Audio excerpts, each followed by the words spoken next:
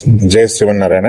చాలా మంది యువకులు ఆలస్య వివాహం గురించి బాధపడుతూ ఉంటారు. వారు ఒకసారి జాతక పరిశీలన చేసుకోండి.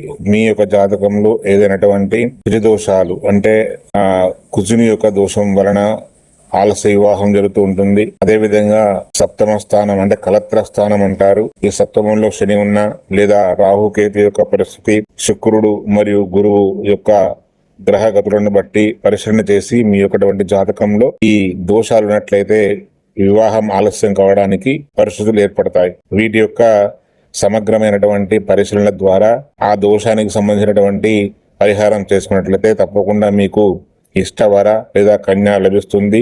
శీఘ్ర వివాహం కలుగుతుంది.